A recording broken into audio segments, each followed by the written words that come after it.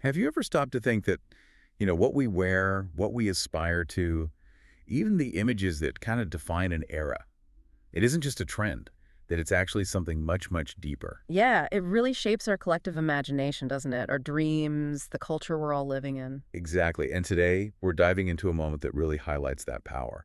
We're focusing on one institution with just monumental influence, Mm. Vogue. Ah, Vogue. Right. We're talking about the potential succession of Anna Wintour. I mean, she's been at the helm for nearly 4 decades, a titan.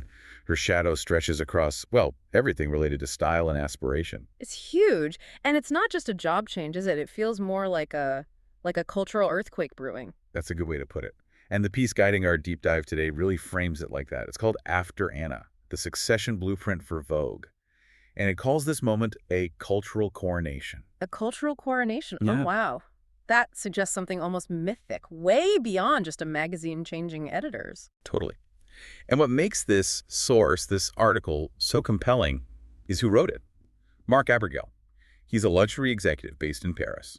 So his perspective isn't just journalism. Right. It's coming from deep inside the industry itself. Published July 3rd, 2025. That gives a real strategic edge, you know? Definitely. He understands that whole intricate dance between commerce, culture, influence, all the stuff that's critical here. Exactly. Abergel gets that this isn't just about finding a new editor. It's about navigating this massive shift. His insights give us a rare peek into the kind of strategic thinking that goes into this kind of transition. So our mission today is to really unpack why this isn't just a job opening, but what Abergel calls a civilizational handover. What does that even mean? We want to explore what it signals for the future of style, aspiration, culture itself. So yeah, settle in because this deep dive might just change how you think about cultural leadership. Okay, let's do it. Right, let's start by just getting our heads around the sheer gravity of this moment. Mark Abergel's piece really hammers home that Anna Wintour's 37-year tenure. It didn't just shape Vogue. No. It fundamentally redefined, and this is a quote, the very grammar of aspiration, style, and culture. The grammar. That's powerful phrasing. It is. And he says this isn't just a vacancy, it's a vacuum. A sudden stillness in the cultural stratosphere. That paints quite a picture, doesn't it? An almost unnerving quiet. It really does, because Wintour wasn't just an editor-in-chief, was she? Abergel portrays her as more like a minister of culture. A minister of culture. Yeah, sovereign steward of taste, myth, and mood. She didn't follow trends. She dictated what was relevant. Well, Think about her covers. They weren't just photos. They were communiques, like that Serena Williams cover when she was pregnant.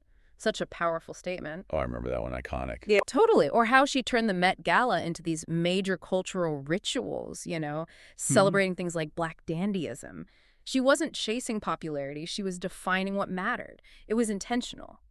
Fashion as commentary. So she wasn't just reporting on fashion. She was actively creating these cultural moments, declaring what would be important. Exactly. Which is why the source calls it a civilizational handover. It's not just changing the person in the chair. It's about transferring this deep-seated cultural authority. And what's really fascinating is Abergel's warning. He argues that approaching this like a simple rebrand or, just another content strategy would be a massive mistake. How so? Well, think about the media world now. It's all about speed, clicks, going viral for 5 minutes. The temptation is to just find a digital native, right? Or some metrics whisperer who gets Gen Z. Yeah, that sounds familiar. But Abergel is crystal clear. Doing that would basically kill Vogue as we know it. It would strip away its core power. Okay, here's where it gets really interesting for me. If it's not about optimizing for clicks, if it's not about chasing viral trends, what is it about then? What does Vogue actually need right now? It needs restoration. That's the word Abergel uses. He says this moment isn't just managerial, it's mythic. Mythic. Yeah. The new leader's main job has to be redefining cultural authority in a world where, let's face it, culture is getting kind of flattened by algorithms. Algorithmic flattening, that resonates. Right. When everything is content and everyone's a curator, where does real authority come from? Vogue still has its crown, he says. That's its last unique card. So the new leader has to play that card carefully. Exactly. They need to orchestrate a counter-tempo, basically declare what actually matters, what beauty means now, what aspiration looks like, instead of just adding to the noise. They have to lead the conversation, not just react to it. That makes a lot of sense, setting the standard, not just reflecting it. And the source actually breaks down the kind of power needed to do that, right? It outlines 4 specific types. It does. 4 distinct but interdependent forms of power, crucial for whoever steps in. Okay, walk us through them. What's the first one? First up is narrative sovereignty. This is about controlling the frame, not just the social media feed. Controlling the frame. Yeah, it means rejecting being dependent on platforms and instead focusing on real authorship. Writing the future, producing compelling stories, not just jumping on hashtags. It's like a nation controlling its own narrative, you know? Got it. Being the primary storyteller, not just amplifying others. What's number 2? Number 2 is symbolic literacy. This means reading fashion as code, understanding the deeper meanings, not just the surface look. Reading fashion as code, like semiotics. Exactly. Every single element, the image, the headline, the casting, even the font and color choice has to be treated with diplomatic care because these things are instruments of cultural memory. Wow, diplomatic care. That implies serious weight behind every choice. It does. It's knowing that a fabric choice or a model's pose carries history and shapes perceptions, maybe for years. That's intense. Yeah. Like being a cultural historian, decoding things in real time. Okay, what's third? Third is convener power. Abigail makes this great point that Wintour didn't just host the Met Gala, she turned it into her NATO. Her NATO. Love that analogy. Right. The next leader needs that same kind of gravitational force. They need to bring together diverse people, designers, thinkers, artists, politicians for narrative alignment, acting like a cultural architect, not just a celebrity chaperone. So it's about strategically shaping conversations through who you bring together, not just throwing fancy parties. Precisely. It's about the message the collective sends. And finally, number 4, aesthetic governance. Aesthetic governance. That sounds authoritative, especially now with visual overload everywhere. It is. It's about having the courage to say no. In this age of endless churning content, it means resisting that flattening pull of speed, choosing timelessness over traffic. So holding back is actually a form of power. That's the argument. Editorial restraint isn't a lack of ideas, it's sovereignty. Abigail says that in a world fighting for attention, sometimes silence is the loudest form of authorship. It's about curating with conviction. Knowing what not to publish is just as important. Okay, putting it all together. Narrative sovereignty, symbolic literacy, convener power, aesthetic governance. What does this all mean? The next Vogue leader isn't just an editor. Not at all. They're more like a minister of cultural affairs, someone whose job is to build new rituals of elegance, new forms of aspiration. They're not just managing a magazine. They're fundamentally reshaping how we dream about style and identity. Exactly. Which is why, as Abigail points out, the short list of successors isn't really about traditional CVs. This isn't just a hire. It's a redefinition of power for a new era. And that leads us perfectly into the really exciting bit of Mark Abigail's blueprint. His 8 visions for Vogue's future.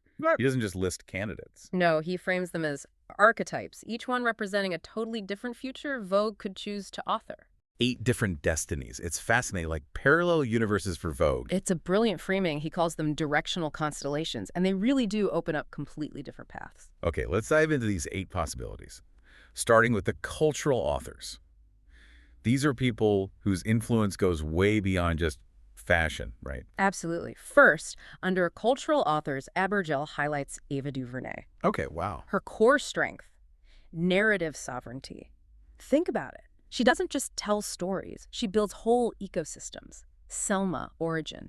She reframes history, identity, justice. She gets the power of casting, costume, symbolism on a deep level. So for Vogue, She'd bring an auteur's authority. She could turn covers into cultural chapters. Abigail puts it so well. What Ava does with cinema, Vogue once did with fashion. Author new myths of who we could become. It's about creating new aspirational stories. authoring new myths. That's visionary. Okay, also in that constellation, Edward Enninful. He's already made a huge mark. Definitely. Enninful's strength is editorial diplomacy. His time at British Vogue wasn't just editing, he was convening nations of identity. He broadened the idea of beauty, made space for people who hadn't been seen, redefined aspiration for a wider audience. He was seen as a real bridge builder. Yeah, Abigail calls him a bridge, connecting different worlds. The quote is, "If Wintour built the citadel, Enninful opened the gates. He showed you could be inclusive and still incredibly elegant." Opening the gates. Yeah. Powerful image after such a long singular reign. Okay, next category. Image makers. People who literally sculpt our visual world. First here is Ruth E. Carter. Her strength, visual myth-making. The costume designer. Black Panther, Malcolm X, incredible work. Oscar-winning work. She literally sculpts identity with fabric and form. Her designs aren't just clothes, they're studied in museums already. With her, every Vogue cover could become a cultural artifact itself, loaded with meaning. Abigail says, Ruth designs not for red carpets, but for history books. Designing for history books. That frames fashion in a totally different light. Mm-hmm. And the other image maker, Phoebe Philo. Her influence is legendary. Philo's strength is emotional authority. What she did at Celine, it was like a quiet revolution, proving minimalism could have maximum emotional impact. She created this new female gaze, smart, sensual, totally sovereign. That Celine era was something else. It really was. At Vogue, she'd shift the tone. Less about performance, more about presence, quiet power. As Abigail puts it, Philo doesn't follow trends, she authors tone. She tapped into a feeling women resonated with, made them feel seen. Author's tone. Yeah, that fits perfectly. Okay, moving on. Cross-disciplinary voices. These sound like potential disruptors. They really do. First, Michaela Coel. Incredible talent. Her strength for Vogue is identity leadership. Her brilliance isn't just acting or writing, it's her moral clarity. Her work, like I May Destroy You, Abigail calls it narrative healing, seeing vulnerability as power and aesthetics as resistance. Wow. So Vogue under her would be... Less glossy, more galvanizing. That's the idea. Abigail says she doesn't accessorize the culture. She interrogates it. She'd push conversations forward, not just feature products. That would be a radical shift. Yeah. Really compelling. And the other big name here, Pharrell Williams. Pharrell's strength. Yeah. Cultural fluency. He's more than just a musician or designer. Abigail calls him a frequency. A frequency. I like that. His work at Louis Vuitton menswear showed he can navigate luxury codes and bend them in really cool ways. He connects generations, places, genres effortlessly. For Vogue, he could create a new rhythm where fashion is fluent in joy, race, gender, and futurism. Fluent in joy. And the quote for him is perfect. Pharrell doesn't just wear style, he radiates it. He just is the cultural conversation, isn't he? He really does radiate it. Okay, final category, design strategists. People who understand the fashion system itself. Exactly. Here we have Kim Jones. His strength is systemic taste. Jones sees the whole matrix of luxury, that interconnected ecosystem. Dior Men, Fendi Couture. Yeah. He handles multiple major houses. And masters their different dialects while keeping things modern. He doesn't really chase the spotlight. He engineers relevance behind the scenes. For Vogue, he could bring coherence to a chaotic era, strategic curation, not just churning things out. Kim doesn't design looks. He choreographs systems. He gets how all the pieces fit. Choreograph systems. That's very precise. Building the architecture. Yeah. Okay, last one. Rounding out the 8, Daniel Roseberry. Roseberry's strength is theatrical direction. Yeah. What he did reviving Schiaparelli, just wow. Divine sense of fantasy, bold, surreal, operatic almost. Very dramatic, very imaginative. Totally. Unapologetically feminine, too. Yeah. He believes in fashion as art, as wonder, as interruption. If he took over, he could bring Vogue back to what Abigail calls its most glorious paradox. Serious about beauty, but unserious about rules. Reminding us fashion can be transformative fun.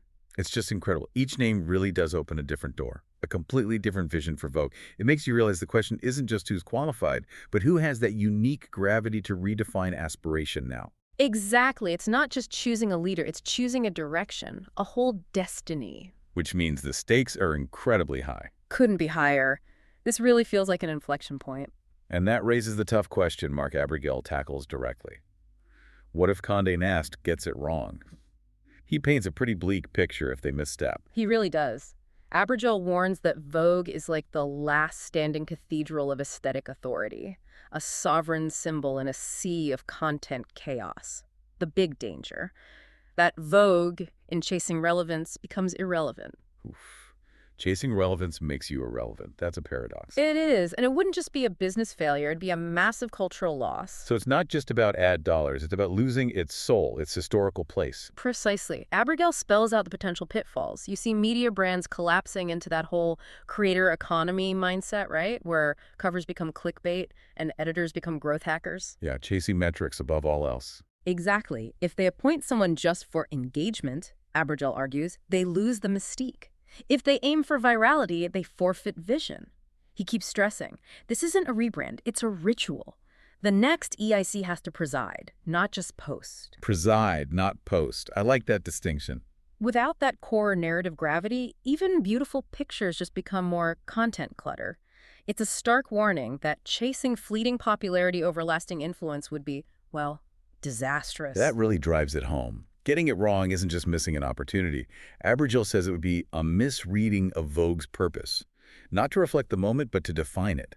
It's about truly understanding what makes Vogue Vogue. It's about protecting the institution's real power, which is to shape culture, to inspire, to elevate, not just react or follow trends. So let's wrap this up. The core takeaway is that this isn't just about filling a role. It's, as Mark Abergil's piece so powerfully puts it, a civilizational question. Yeah. The question isn't just who's next at Vogue. It's who gets to define the next era of desire, of aspiration. And in this age where everything feels like content and everyone's a curator, Vogue's real power, as Abergil beautifully concludes, lies not in speed, but in stillness. Not in chasing moments, but in shaping myth. Shaping myth. That's the key. So that leaves us, and you listening, with something really interesting to think about.